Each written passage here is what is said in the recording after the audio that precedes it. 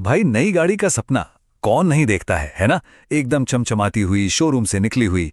पर जैसे ही खरीदने की बात आती है, एक सवाल, एक बड़ा सवाल मन में जरूर आता है कि अपनी मेहनत की कमाई से कौन सी गाड़ी लेना सबसे सही रहेगा। और यही वो सवाल है जो अक्सर हमें कंफ्यूज कर देता है। क्या एक बड़ी एसयूवी लें या फिर एक छोटी समझदारी वाली हैचबैक?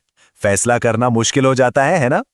अब देखिए, सवाल तो बड़ा है, लेकिन मजे की बात यह है कि इसका जवाब एक बहुत ही सीधे साधे नियम में छिपा है। जी हाँ, बिल्कुल।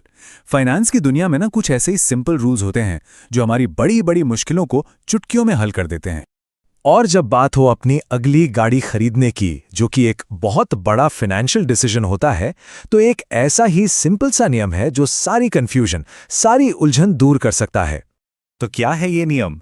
इसका नाम है 2410 का नियम।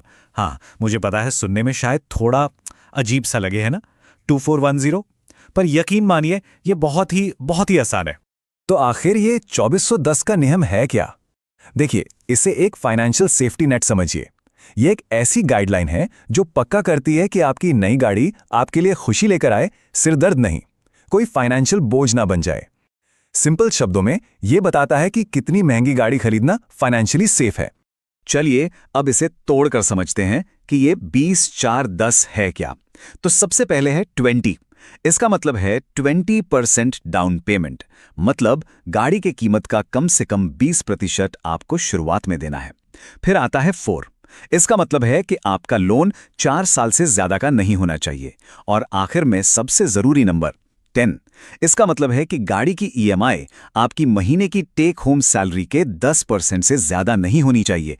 20-4-10 देखा है ना, एकदम सिंपल। अच्छा, थ्योरी तो समझ आ गई, अब मजा आएगा इसे असल में काम करते हुए देखने में। चलिए कुछ रियल लाइफ एग्जाम्पल्स लेते हैं और देखते हैं कि ये नियम कैसे काम करता है। शुरुआत करते हैं कुछ बड़ी सैलरी से। देखते हैं कि उनके गराज में कौन सी गाड़ी फिट बैठती है।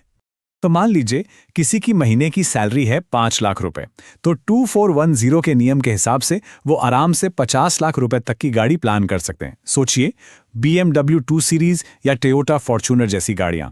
अच्छा, अब अगर सैलरी आधी कर दें, यानी 2.5 लाख रुपए महीना, तो बजट भी लगभग आधा हो जाता है, करीब 25 लाख। और इस बजट में टोयोटा हाई राइडर जैसी शानदार एसयूवी एक बेहतरीन ऑप्शन है। तो ये तो हो गई बड़ी सैलरी की बातें, पर इस नियम की असली खूबसूरती ये है कि ये हर इनकम लेवल के लिए काम करता है। चलिए अब कुछ और कॉमन सैलरी ब्रैकेट्स पर नजर डालते हैं। अगर महीने की सैलरी 1.5 लाख है, तो ये नियम कहता है कि आपका बजट है करीब 2.5 लाख। इस रेंज में हुंडई क्रेटा जैसी गाड़ी एक जबरदस्त चॉइस है। और अगर सैलरी 1 लाख महीना है तो बजट बनता है 10 लाख का, जिसमें आल्टो K10 जैसी गाड़ी एक बहुत ही प्रैक्टिकल और समझदारी भरा फैसला है। आप देख रहे हैं ये नियम कितनी खूबसूरती से स्केल करता है। ओके, अब एक जरूरी सवाल, क्या होगा जब बजट थोड़ा और टाइट हो? क्या ये नियम तब भी काम करेगा? जवाब है जी हाँ, बिल्कुल, और वो भी बड़े स्मार्ट तरीके से। चलिए एक और सिचुएशन लेते हैं। मान लीजिए सैलरी है 75,000 रुपए महीना, तो 24-10 नियम के हिसाब से बजट कितना हुआ? करीब 4 लाख रुपए। अब यहां रुककर सोचिए, क्या 4 लाख के बजट में कोई अच्छी नई कार मिल सकती है आज के टाइम में? मुश्किल है, बहुत मुश्किल।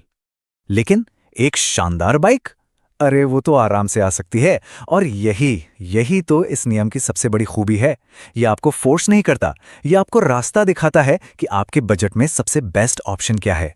देखिए, 75,000 की सैलरी पे 4 लाख के बजट में एक रॉयल एनफील्ड क्लासिक 350 कितनी शानदार चॉइस है। और तो और, अगर सैलरी 50,000 महीना भी है तो भी करीब 3 लाख का बजट बनता है, जिसमें यही दमदार बाइक आराम से आ सकती है। तो गाड़ी नहीं तो बाइक से ही। तो अब हमने इतने सारे एग्जाम्पल्स देख लिए, बड़ी सैलरी से लेकर छोटी सैलरी तक। अब बात करते हैं कि इस जानकारी का इस्तेमाल कैसे करना है। तो बस ये 3 मैजिकल नंबर्स याद रखने हैं। 20% डाउन पेमेंट, 4 साल का लोन और ईएमआई सैलरी के 10% से ज्यादा नहीं। 20-4-10, बस यही है पूरा 24-10 का नियम। तो आप जब ये पावरफुल नियम पता चल गया है, तो एक बार फिर सोचिए, अगली सवारी कौन सी होगी? एक स्टाइलिश कार, एक दमदार यूएसवी, या फिर एक शानदार बाइक? फैसला जो भी हो, उम्मीद है कि ये नियम एक स्मार्ट और स्ट्रेस फ्री फैसला लेने में जरूर मदद करेगा।